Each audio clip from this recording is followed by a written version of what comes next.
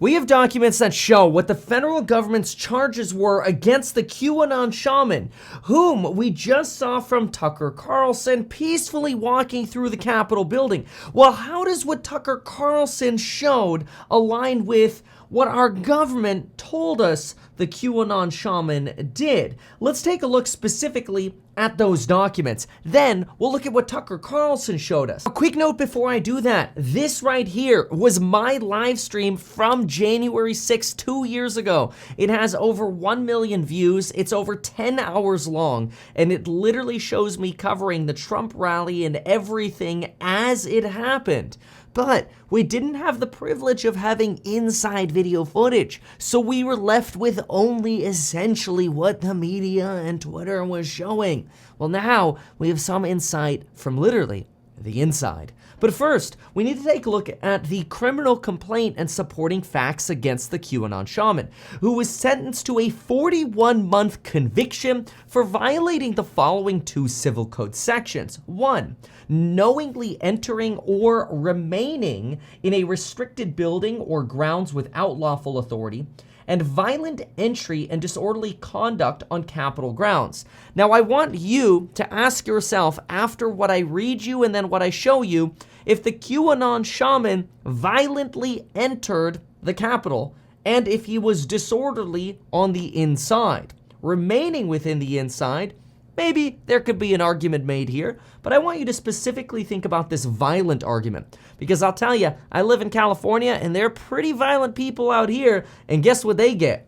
Nothing. They get a, sorry, don't do it again, and what happens? You get businesses closing down because you keep getting robbed. You get Walmarts leaving all of Portland, Oregon because they're tired of the lack of policing support. The same thing starting to happen in San Francisco with stores closing down because there's so much crime. And that's actually violent crime. Now, don't get me wrong. I was devastated when I covered the insurrection. I'm not here to be super right-wing or super left-wing. I try to be in the middle. I ran for governor in California under the premise that I would be in the middle with all of my coverage. But I'll tell you, I feel a little frustrated based on what I see in this document right here. Take a look at this. Summary of offense in support of guilty plea. Okay, ready for this? I want you to listen to this. By 1:50 p.m., the defendant, the QAnon shaman, Jacob, was among the members of the crowd at the police line on the western front of the U.S. Capitol building, where the U.S. Capitol Police and Metropolitan Police were standing in a line behind a temporary bike rack style barricade. Okay, bike rack. So we're using a bike rack as a barricade, got it. The defendant was dressed in a Viking hat with fur and horns, was shirtless, wearing red, white, and blue face paint, and carrying an American flag tied to a pole with a sharp object at the tip. Now, this is also kind of interesting because flagpoles tend to have sharp eagles or some form of points at the top because, after all, that is what a flagpole does. But in fairness to the complaint here, they are correct. There is what looks to be a relatively pointy and sharp object at the top. You could see that in this picture here. Okay, fine, but no other guns or weapons that we're aware of. Let's see what the allegation continues. The defendant climbed the media tower erected for the inauguration, directly ahead of the police line holding rioters back. At approximately 2 p.m., certain individuals in the crowd forced their way through, up, and over the barricades, and officers of the U.S. Capitol Police and the crowd advanced to the exterior facade of the building. The crowd was not lawfully authorized to enter or remain in the building. Okay, let's keep going here. The defendant was with the mob that approached the first floor of the U.S. Capitol building on the Senate side. Other members, wait a minute, so the document literally says other members, not him. Other members of the crowd broke 2 windows and crawled inside the building at approximately 2:13 p.m. Those rioters then broke open the door to the U.S. Capitol building between the 2 broken windows, setting off a loud alarm. The defendant then entered through the broken door. Okay, but wait a minute. The criminal complaint here says violent entry. So actually, literally in the government's own documents, they're making it clear the defendant didn't actually violently enter the building. The only thing that maybe was violent was the fact that he had a pointy flagpole. So far, that's the only thing that I see that's violent in the country's own, in the government's own allegations. The defendant then entered through the broken door. The defendant was one of the first 30 rioters in the building. At approximately 2:16, listen to this. In a clearing on the second floor, the defendant and other rioters were met by a line of U.S. Capitol Police officers instructing them to peacefully leave the building. The defendant challenged the U.S. Capitol Police, specifically Officer K.R., to let them pass, ultimately using his bullhorn to rile up the crowd and demand that lawmakers be brought out. Now, apparently, the defendant climbs into the gallery of the Senate and screams obscenities. And inside the Senate floor, once again encounters that same officer who apparently once again asks him to leave the building. The defendant insisted that others were already on the Senate floor and he was going to join them. The officer followed the defendant onto the Senate floor, where again the defendant was taking pictures and refused to vacate essentially the front podium when the lone officer of the chamber asked him to do so. The officer had again then asked the defendant to vacate his position within the Senate galleries. In light of the dangerous circumstances caused by the unlawful entry into the U.S. Capitol, including the danger posed by individuals who had entered the U.S. Capitol without any security screening or weapons checks, congressional proceedings could not resume. Okay, so far, based on the government's own allegations, I could make the argument that you probably shouldn't have stayed in the building. Now, does staying within the building call for a 41-month conviction? Probably not. Violent entry? Doesn't sound like that's even what's alleged. Disorderly conduct? Well, I don't know. Unfortunately, a lot of this starts to fall apart when we actually look at the inside footage that Tucker Carlson broke just last night.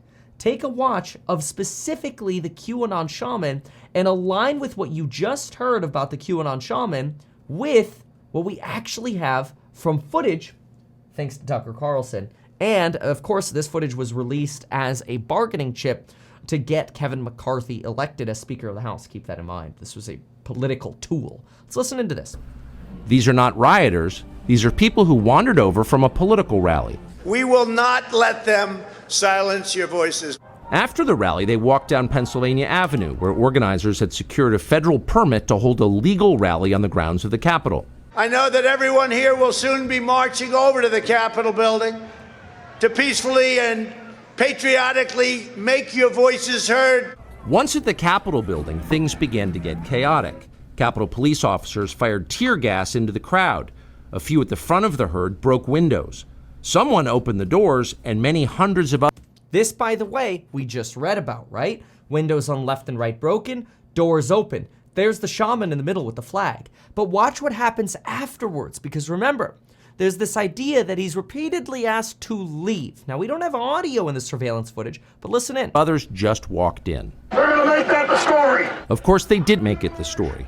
And at the center of it, the single most famous person arrested that day was a Navy veteran from Arizona called Jacob Chansley, often referred to as the QAnon shaman. The so-called QAnon shaman. QAnon shaman. Someone named Q Shaman. Jacob Chansley became the face of January 6th, a dangerous conspiracy theorist dressed in outlandish costume who led the violent insurrection to overthrow American democracy.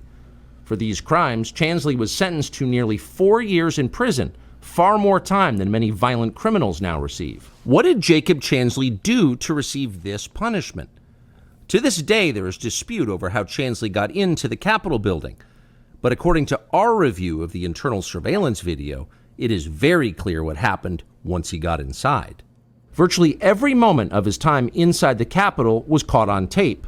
The tapes show that Capitol Police never stopped Jacob Chansley. They helped him. They acted as his tour guides. Here's video of Chansley in the Senate chamber.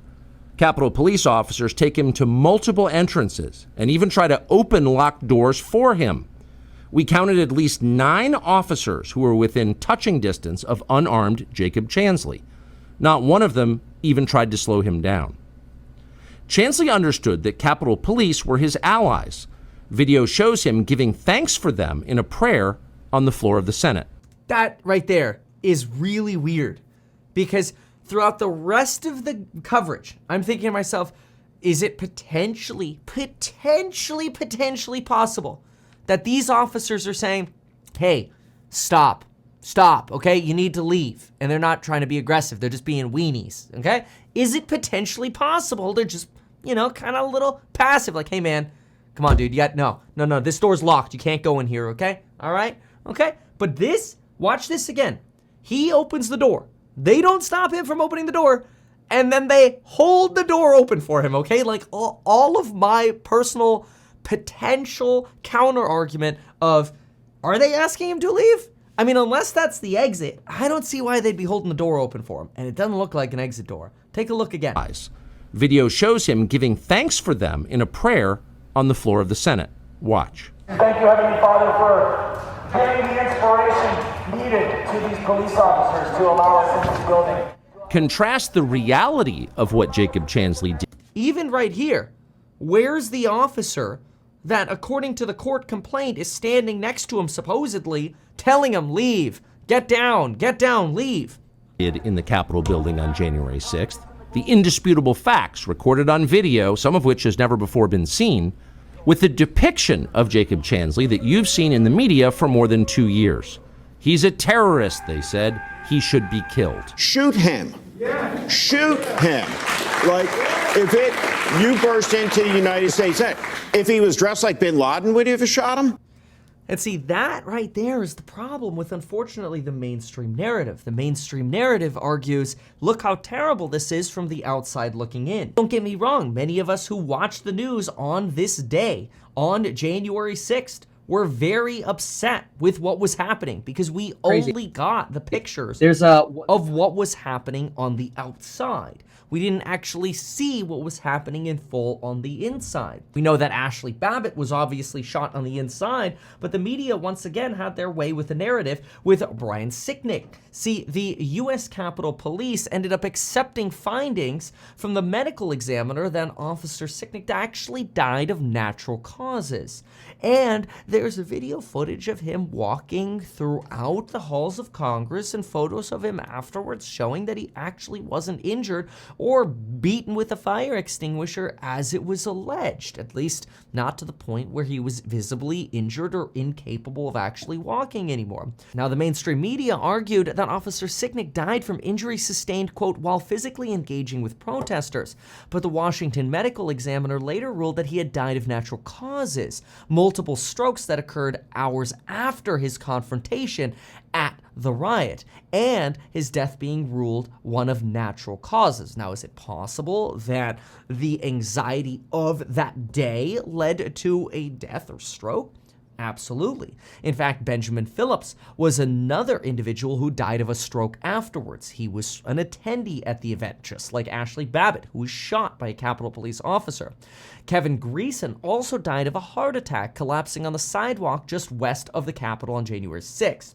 Roseanne Boyland appeared to have been crushed in a stampede by fellow rioters as they surged against police. That particularly a quote from the mainstream media.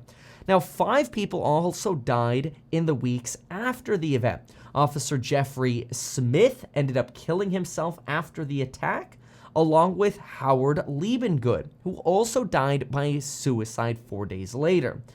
After that, you had 2 more suicides 6 months later.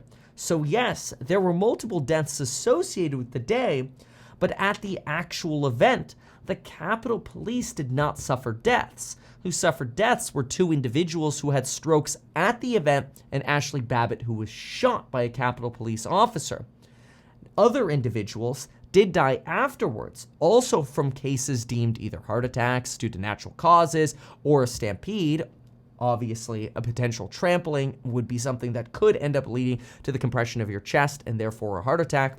Unfortunately, people have died as a result of the event that happened. And blame will continue to circulate over who is responsible for these deaths. But ultimately, when we look at somebody like the QAnon shaman, the actual documents the government presented against the QAnon shaman, alleged QAnon shaman, we just call him Jacob at this point, who's now spending 41 months in jail for getting escorted around the inside of the Capitol building.